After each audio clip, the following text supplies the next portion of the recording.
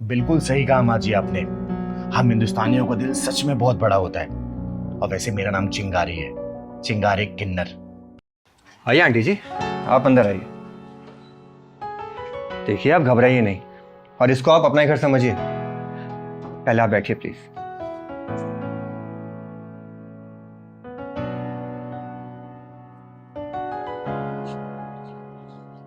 देखिए आंटी जी, आप हौसला रखिए।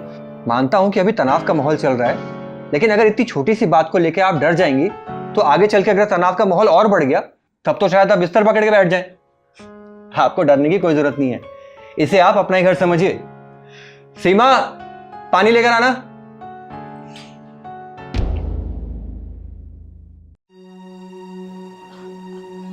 आप ये कौन है और इतनी घबराई हुई क्यों है? पता नहीं, सड़क के किनारे बेचारी बैठी हुई थी और जब मैंने इनसे पूछा कि क्या हुआ आपको तो कहती हैं कि बीपी बढ़ा हुआ है। अब यार एक बूढ़ी औरत को ऐसे छोड़ तो सकता नहीं, तो अपने घर ले आया मैं। लेकिन किस बात का डर लगा इन्हें? अरे यार तुम्हें पता तो है माहौल कैसा चल रहा है। बाहर अनाउंसमेंट हो रही है कि जो जाए वो वहीं रुक जाए। ये बेचारी उसी बात से डर गई थी।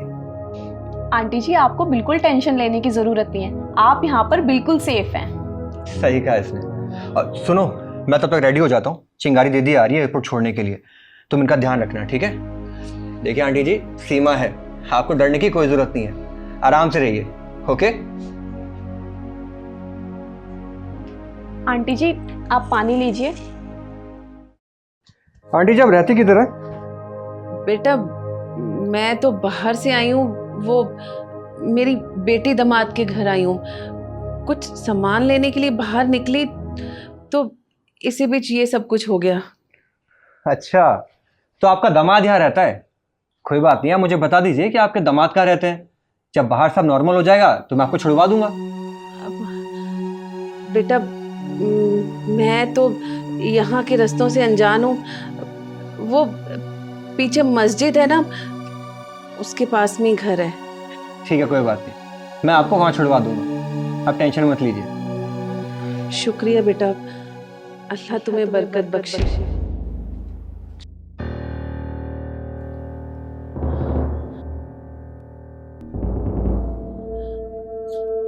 बस इसलिए मैं अपनी पहचान छुपा रही थी।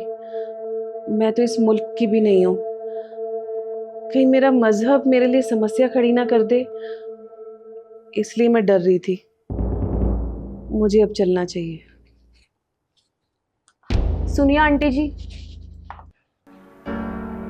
इन्होंने आपकी मदद आपका धर्म देखकर नहीं की थी, आपकी मजबूरी देखकर की थी। और मजबूरी का ना कोई धर्म नहीं होता। हाँ, लेकिन किसी मजबूर इंसान की मदद करना उसका धर्म जरूर होता है। यही तो खूबसूरती है हमारे हिंदुस्तान की। आपको कहीं जाने की कोई जरूरत नहीं है। आप आराम से यहाँ पर बैठिए जब तक बाहर के हालात ठीक नहीं हो जाते। बैठिए। सीमा सही बोल रही है माँ जी, यही तो हमारे हिंदुस्तानी खूबसूरती है। अरे हम भी अमन और चैन से जीना चाहते हैं। नहीं तो आपको पता है ना, पहले भी ऐसे कितने मौके आए, लेकिन हम लोगों ने तनाव से दूर रहना बेहतर समझा। लेकिन एक कहावत आपने सुनी है ना, जब इंसान ज्यादा सहना शुरू करता है ना तो पानी सिर के ऊपर से निकल जाता है। बस वही हो रहा है। और हम हिंदुस्तान और हिंदुस्तानियों का दिल ना बहुत ज्यादा बड़ा है। तभी तो उस फौजी भाई ने आपका धर्म और मजहब जानने के बावजूद भी आपको गले लगाया और सीमा ने आपको चाय पिलाया। हाँ बेटा, तुम बिल्कुल ठीक कह रहे हो। अमन तो हर कोई चाहता है, लेकिन दमन करने वाले लोग ये सब कहाँ समझते हैं। मैं जब भी अपने मुल्क वापस जाऊंगी, वहाँ की आवाम को ये मैसेज ज़रूर दूंगी कि जब मुश्किल का समय था तब एक हिंदुस्तानी फौजी के घर मैं कितनी महफूज और सुरक्षित थी। इसी से पता चलता है कि हिंदुस्तानियों का दिल कितना बड़ा है। बिल्कुल सही कहा माँ जी आपने। हम हिंदुस्तानियों का दिल सच में बहुत बड़ा होता है। मेरा नाम चिंगारी है, चिंगारी किन्नर। और चिंगारी किन्नर दिल से दुआ करती है उस भगवान से कि हे भगवान, ये जो आपसी मनमुटाव चल रहा है ना, ये जल्दी खत्म हो और सारे इंसान, सारे भाई बंधु वही अमन और चैन से जिए। वीर सिंह, आपकी फ्लाइट का टाइम हो रहा है, चलिए। हाँ चिंगारी दीदी। अच्छा सीमा, मैं चलता हूँ। आंटी जी, जब तक माहौल ठीक नहीं हो जाता है आप यहाँ आराम से रह सकती हैं। सीमा है ना आपका ध्यान रखने के लिए। चले। जय हिंद बेटा।